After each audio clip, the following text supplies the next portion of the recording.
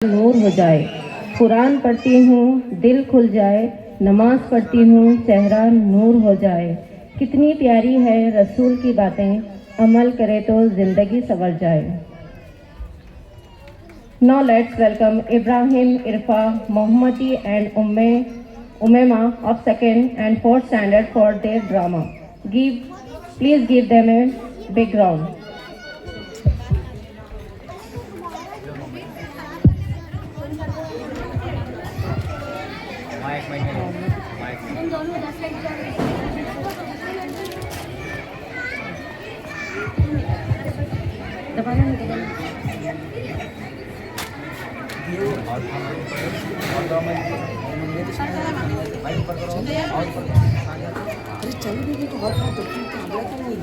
अस्सलामुअलैकुम।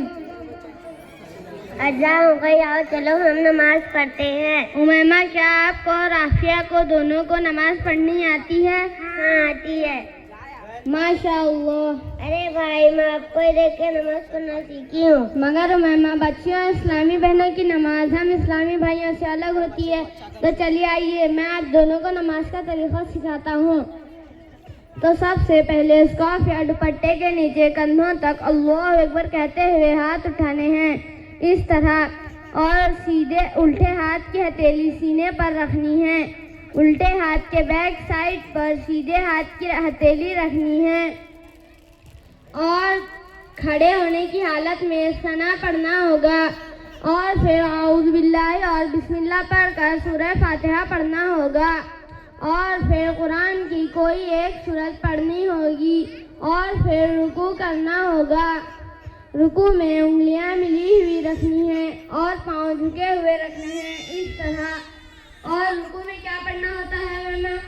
रुकू में सुभान रब्बियल अज़ीम पढ़ना होता है। इस तस्बीह को कितने मरतबा पढ़ना होता है? इस तस्बीह को 3 दफा पढ़ना होता है और फिर सल्लल्लाहु अलैहि हमीदा कहते हुए सीधे खड़े हो जाएं और फिर कहना होता है रब्बना लकल हम्द और फिर अल्लाहु अकबर कहते हुए सजदे में जाना होगा कि पहले घुटने, फिर हाथ, फिर नाक, फिर पेशानी और दोनों हाथों के बीच में सिर रखना होगा और सजदे में निगाह नाक पर होनी चाहिए। सजदा सिमट कर करते हैं। सजदे में पाँव सीधी तरफ निकालने हैं, इस तरह। सजदे में क्या पढ़ना होता है मैमा? सजदे में सुभान रब्बियल आला पढ़ना होता है। इस तस्बीह को भी 3 मरतबा पढ़ना होता है। जी हाँ। और फिर सजदे से उठना होगा और उल्टा हाथ उल्टी रान के बीच में और सीधा हाथ सीधी रान के बीच में और फिर दूसरा सजदा करना होगा और फिर सजदे से सर उठाने के बाद घुटनों पर हाथ रखकर पंजों के बल सीधे खड़े हो जाएं। इस तरह एक रकात मुकम्मल हो गई।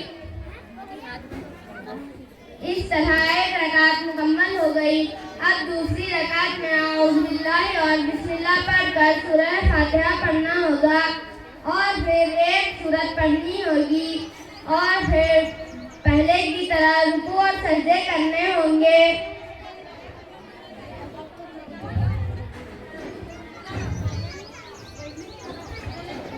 और फिर सजदे से सर उठाना होगा और फिर दूसरा सजदा भी करना होगा और फिर सजदे से उठना होगा और पहले की तरह सीधा हाथ सीधी रान के बीच में और उल्टा हाथ उल्टी रान के बीच में, इस तरह। और फिर तशहुद पढ़ना होगा। तशहुद यानी अत्तहियातु पढ़नी होगी। अत्तहियातु में जब कलमा ला के हरीफ पहुँचे तो सीधे हाथ की बीच की उंगली और अंगूठे का हल्का बनाएं और कलमा अशहदु अल्लाह पर उठा दें और कहीं लल्लाह पर गिराएं और सारी उंगलियां सीधी कर लें और फिर दुरूद इब्राहिम पढ़ना होगा और दुआए मासूरा पढ़ना होगा। दुआए मासूरा किसको कहते हैं? कुरान और हदीस की दुआ को, कुरान और हदीस में जो भी दुआ आई है उसको दुआए मासूरा कहते हैं। और फिर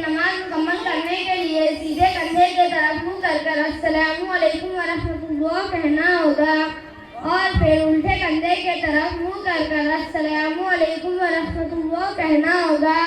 इस तरह नमाज मुकम्मल हो गई। और अगर ये आखिरी रकात ना हो तो सीधे खड़े हो जाएं, अत्तहियातु के बाद सीधे खड़े हो जाएं और बकिया नमाज मुकम्मल कर लें। जज़ाकल्लाह खैरा। आपने हमें इस्लामी बहनों की नमाज सिखाई। जज़ाकल्लाह।